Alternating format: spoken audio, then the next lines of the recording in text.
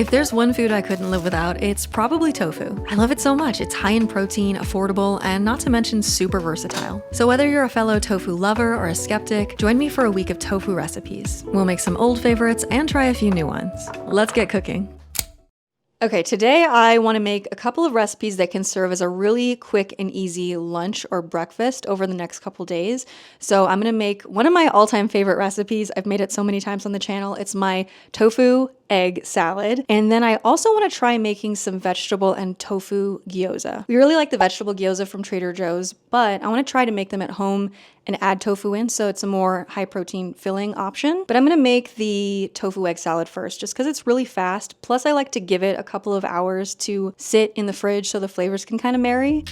First, I recommend pressing your tofu. If you eat tofu often, I really do think a tofu press is worth the buy. But if you don't have one, you can just divide your tofu into a few smaller pieces, fold it in a clean kitchen towel, and weigh it down with something heavy and flat.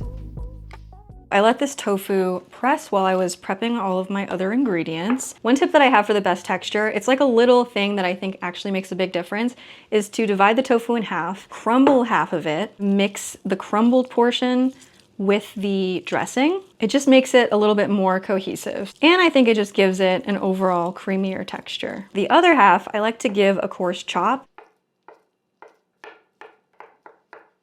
I have always sworn by Vegenaise, but lately I've been making my own vegan mayo. I think it tastes so much better, and you can customize it and make it taste exactly as tart and salty as you want it. Eric actually whipped up a fresh batch of this morning. That's how easy it is. Yeah. To the same bowl, add mayo, Dijon, fresh dill, lemon juice, black salt, and optionally some turmeric for color. Black salt is what's going to give this dish a more eggy flavor, and you can find it at Indian markets. Toss in the chopped tofu, finely diced celery, and sliced scallions. Then add salt and pepper and give it a taste and adjust if needed. And ideally, you'll want to refrigerate this for a few hours for the best flavor and texture before enjoying. Moving on to the gyoza, I've done a bunch of the prep work off camera. So I diced up some shiitakes, some carrots.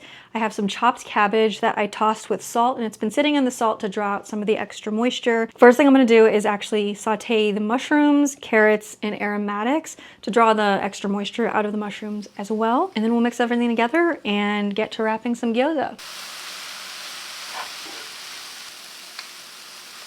Now I'm gonna take my wilted cabbage and just try to squeeze out as much of that extra water as possible before adding it into our mixing bowl. And we're gonna crumble our pressed tofu into the bowl as well.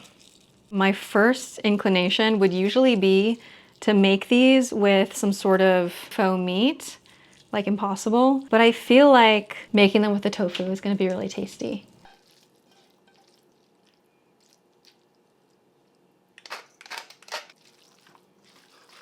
This mixture is smelling really good. Last time I made these, I made the wrappers from scratch and it took all day. Hopefully in the future I can figure out how to master making them from scratch, but we're going the store-bought route this time. Bringing a chair in because I am gonna be here for a while. Historically, I put too much filling in them and then it becomes really difficult to seal them, so I'm being conservative this time. We've done a couple of batches and we haven't made that big of a dent in the tofu mixture yet. In the interest of time, I'm gonna switch my methods. I'm gonna use a pleating method from Tiffy Cooks. Put some water around the edges, then you pinch it in the middle, go like this and like this. And it's slightly less pretty, but that's what I'm gonna do. Otherwise, we will be here forever.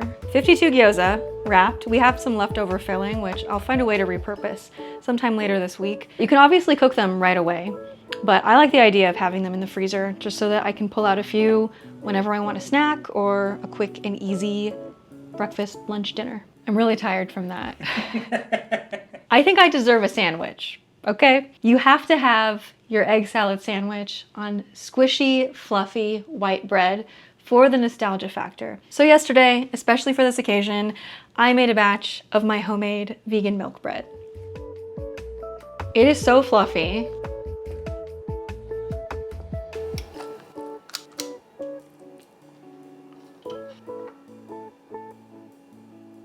At long last, I've been waiting for this moment. The squish of the bread.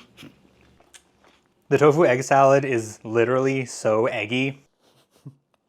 The black salt is definitely a key ingredient if you're going for the most realistic version. Like even opening the lid. It smells like eggs. Straight up. There have been times when I've been making this and Eric doesn't know and he comes out and he's like, what's that smell? Because out of context, that like eggy smell is like weird, but it really contributes to the dish. In context, it makes everything perfect. Ready to play pickleball with me? He's making me play pickleball with him. We're gonna be learning together and it's gonna be very fun and it's bonding experience. It's gonna be very cute. She's gonna love me more somehow after.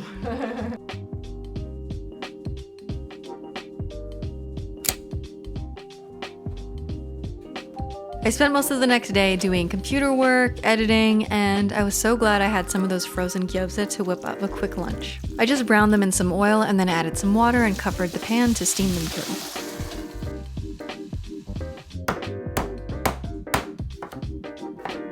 I also made a quick smashed cucumber salad with soy sauce, rice vinegar, sesame oil, chili crisp, toasted sesame seeds, and scallions.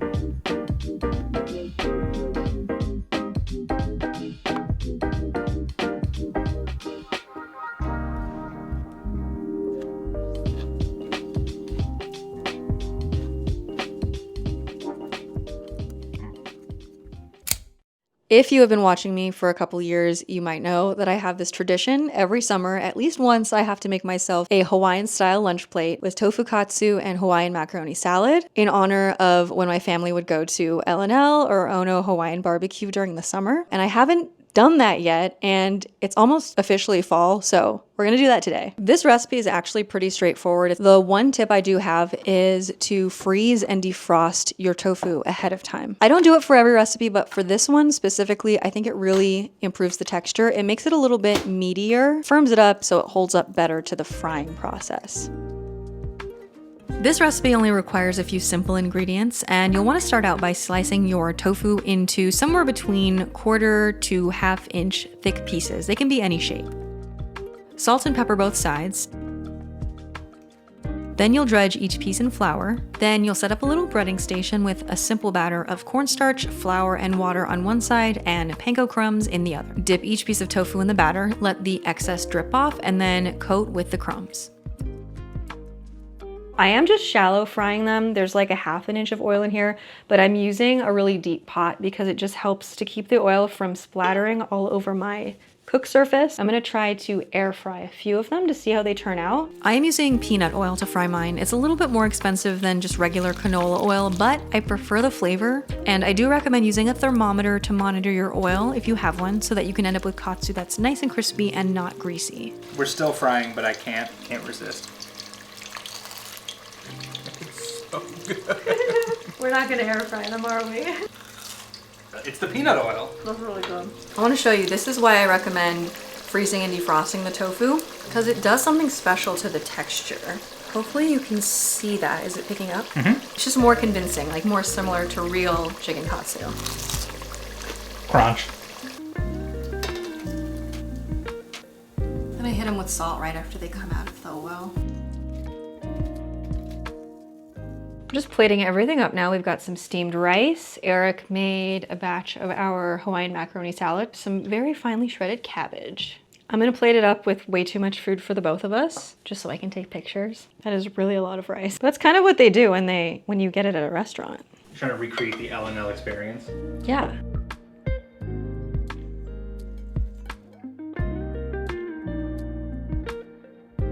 We don't have any katsu sauce, but we love this Japanese barbecue sauce by Bachan's. It's so good. So excited. It really stays crunchy. Mac salad. I didn't screw it up. Good job. I can follow a recipe. The nostalgia is just off the charts. Come on in. crispy crunch. It's absolutely so incredible. I think we should use the tofu katsu in sushi rolls, but as a kid, I would only get like chicken katsu rolls. I would only eat cooked rolls. I had no idea that was even a thing.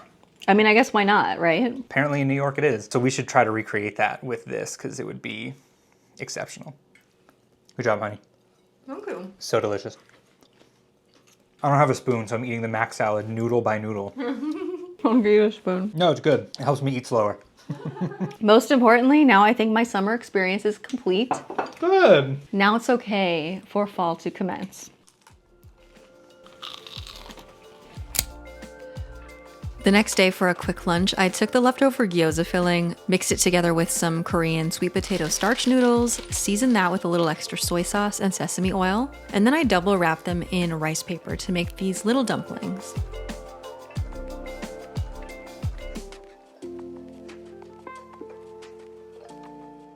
I fried half of those up in some peanut oil till they were crispy on both sides, and I froze the remaining 4 for later that week. And then I just whipped up a really easy dipping sauce with some scallions, garlic, soy sauce, and rice vinegar.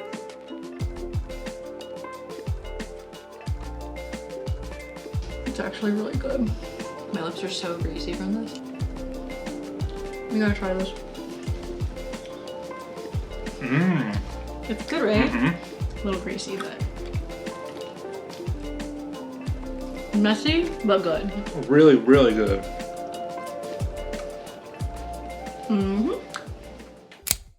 I'm super excited because today we're gonna make sticky sesame tofu. So it's this really delicious, sweet and savory, garlicky sauce tossed with crispy tofu. And lately I've been making my crispy tofu exclusively in the air fryer. I always used to bake it. I experimented this summer because it was getting so hot I didn't want to turn on the oven. So I tried it in the air fryer. I can't go back now.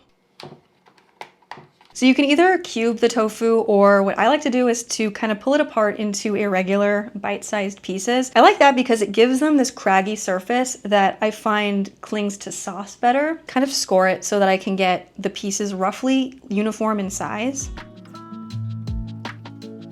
Drizzle the tofu pieces with oil and then sprinkle on onion powder, garlic powder, and salt, plus black pepper. Give it a shake to coat it. And then we're gonna give it one more shake just so that the tofu is evenly coated with the oil and the spices and the cornstarch. So ideally, you want the tofu to be in one layer, but it is okay if they're overlapping or touching a little bit. While it's cooking, you give it a couple good shakes. That'll help keep it from sticking together. Every air fryer is a little bit different. On mine, I cook it at 400 for 20 minutes and it's like perfect. And this 20 minutes is basically the perfect amount of time to make some steamed rice and throw together the sauce because the sauce is super easy to make. You'll want to either buy toasted sesame seeds or toast them yourself in a dry pan till they're golden brown for the best flavor. And for the sauce, you'll need soy sauce, ketchup, rice vinegar, and brown sugar. Yes, this is a lot of sugar because we're going for takeout style, but you can absolutely reduce that if you want a healthier option for every day. Lastly, you'll add cornstarch and whisk it all together. Saute the garlic, green onions, and chili paste in oil for a minute or two until they're tender, and then add in the sauce. The sauce is thickening up nicely, and now we're just gonna check on our tofu. It looks perfectly crispy.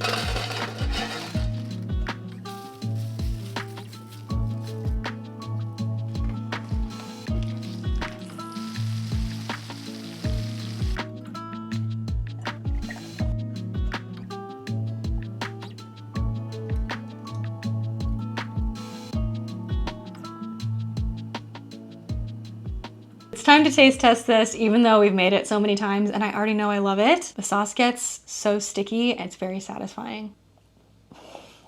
It's a bigger bite than I would usually take. Is it worth the choking hazard? We really don't have the most diverse food scene in the city we live in. We have had to develop some of our own takeout recipes to really scratch that itch, and this does it for us. You wanna come in? Sure. I'm squished over here. So anyway, welcome back to my show. The air-fried crispy tofu, it's like the best way we've ever made tofu. There's no going back. I grew up in New York and we eat a lot of Chinese takeout, and this is really reminiscent of that, and it's so good. And like you said, we don't have a good Chinese takeout place here. But like, even if we did, this is so quick to make, and it's really cheap. And it doesn't hurt my stomach because it's not deep fried. That's a good point. It's just like a perfect, what should we have for dinner tonight kind of meal. Really is good. All right, see you tomorrow.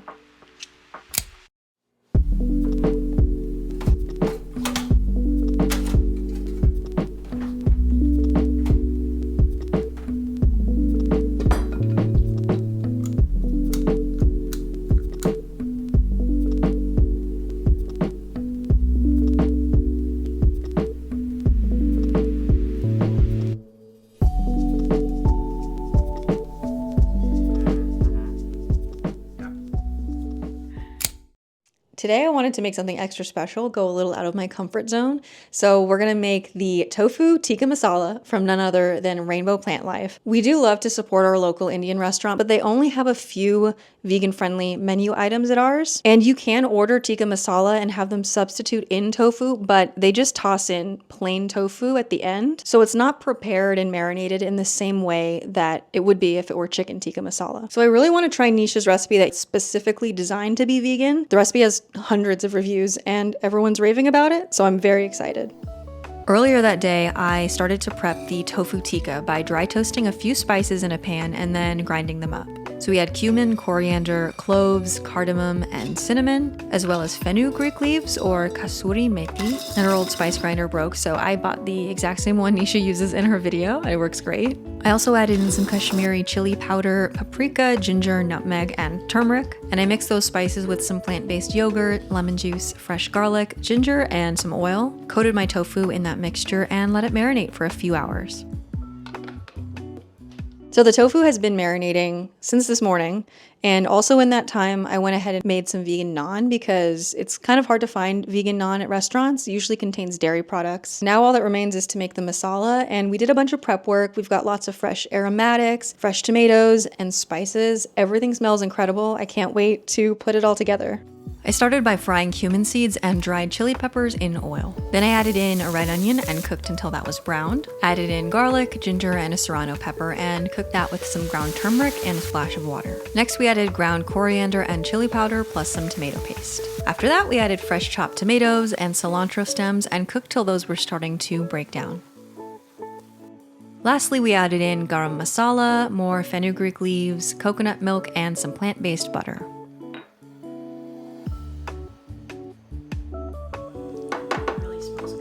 This last bit is just personal preference, it's not necessary, but I did run mine through my blender just to make it a smooth puree.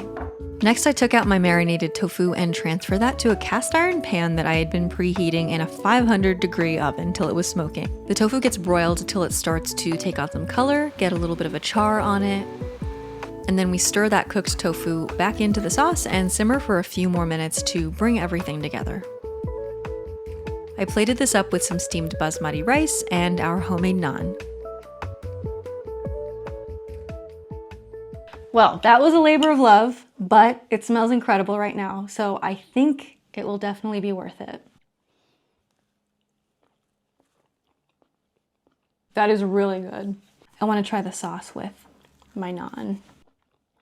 I don't cook Indian at home very often because it just never stacks up to what you can get at a restaurant. I don't know exactly what about this is taking it to the next level, but it really tastes like it's from a restaurant. And it's decently spicy. Wanna try it? Yes. All the middle steps of toasting everything individually and just, like you said, labor of love. All the tiny little steps of effort. I'm super excited because I think Indian food might be my favorite cuisine. Oh man. Oh yeah. That tastes like it's from a restaurant for sure. We cut this batch in half and now I'm upset that we didn't make the entire recipe. We'll make it again.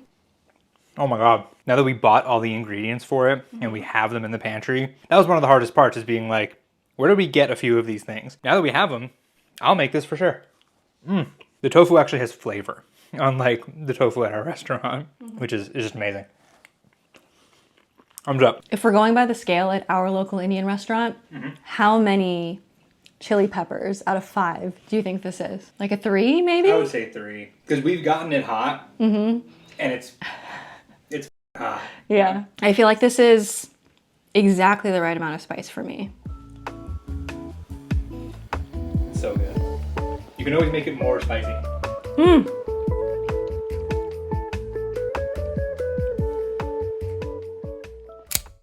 All right, friends, our week of tofu is coming to a close, and we're gonna wrap it up with a sweet treat. I made some Silken tofu chocolate mousse. If you're skeptical, don't knock it till you try it. Last year in one of my videos, I tried out Mina Rome's Silken tofu peanut butter mousse. I loved it so much, I immediately had to make a chocolate version, and it's so delicious and high protein. It's also really easy to make. You just need some semi-sweet chocolate. You can use either chocolate chips or a chocolate bar. Just give it a coarse chop. I like to use semi-sweet chocolate. Then you can use a water bath or just pop it in the microwave and give it 30-second bursts until it's completely melted. Then you're gonna add a package of Silken tofu into a food processor or a blender, and make sure the tofu is either room temperature or even slightly warm. If you combine the melted chocolate with cold tofu, it's gonna make it start to harden, and then you're gonna get a grainy mousse. So make sure you take the chill off the tofu so that you have the smoothest texture. You'll also add in some cocoa powder, sift that in along with some powdered sugar, or you could use a different kind of sweetener, a liquid sweetener, maple syrup, agave. Then you'll add in some vanilla extract, a little bit of instant coffee. It's optional. It doesn't read like a strong coffee flavor, but it does kind of intensify the flavor of the chocolate. And then add in a good pinch of salt to balance everything out. Blend everything until it's smooth, and then just transfer it into whatever kind of container you want to chill it in. If you taste it at this point, it will taste a little bit like tofu, okay? But don't be afraid, because I swear once you chill it, the tofu flavor is not detectable.